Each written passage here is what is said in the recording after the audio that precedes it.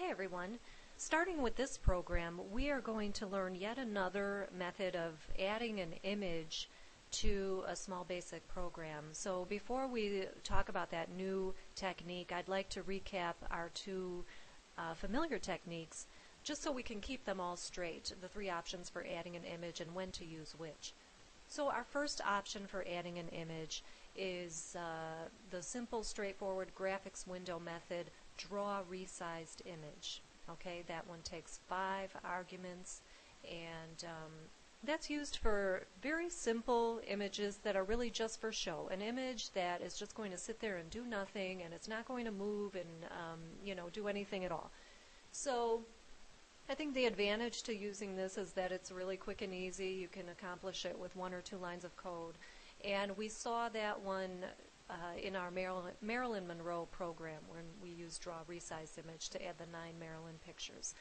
So that's our first option, and it's the simplest but least sophisticated of our options for adding images. Slightly more sophisticated is option 2, and that's the use of the shapes collection. We saw that in our Strangers in Paris program as well as the Witching Hour, where we added simple animation, and that can only be done with the shapes collection and this new technique that I'm going to talk about in a minute. But if you wanted to make an image move, you cannot use Draw Resized Image. That's just for images that sit there. Okay, so the shapes collection adds a little more functionality to our programs by allowing us to animate images. Now, there's a third technique, okay? And this is the use of the FC Controls collection. FC stands for Fremy Company, and you may recall when you installed your software for this class, you first installed Small Basic, and then you installed what we call the Fremy extension, where you basically just copied one file into your Small Basic folder. So this particular collection allows us to not only add images and animate them, but also it allows our images to respond to mouse and keyboard events. Okay, mouse and keyboard events. So what is an event? This is a term that I want you to know. When you're engaging with a program, any program, you're clicking your mouse, you're typing on the keyboard. Every time you click your mouse or right-click your mouse or press a key on the keyboard, that's a user event, okay?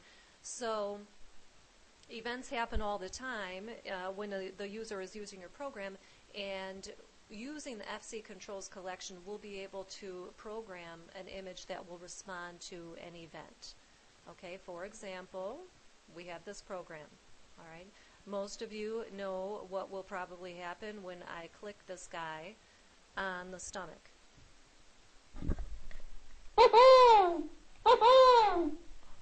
Okay, so we would not have been able to do that with the shapes collection, and certainly not the draw resized image method. So now we're in a whole new realm. We're doing event-driven programming, and the only option for adding images that will allow us to make our images clickable or respond to even a keyboard key being pressed is the FC Controls collection. So that's our third option. It is certainly the most sophisticated of our 3 options. Okay. Just one more thing. It says this can also be used in place of the other 2 methods shown above. You can use FC Controls to create an image that'll just sit there and do nothing. You can use FC Controls to create an image that'll just move, the way the Strangers in Paris program images moved, but will not respond to clicks. And that's fine. This is kind of like, this is the most sophisticated of the 3, and it can be used in place of the other 2. The reverse of that is not true. You can't use Draw Resized Image to do all this fancier stuff. So if you want to use this as your go-to technique from now on for anything you want to do, that's fine, but I do want you to be familiar with all 3 techniques. So in the next program, we'll pick apart that Doughboy application, and I'll show you how to do a very simple event-driven program.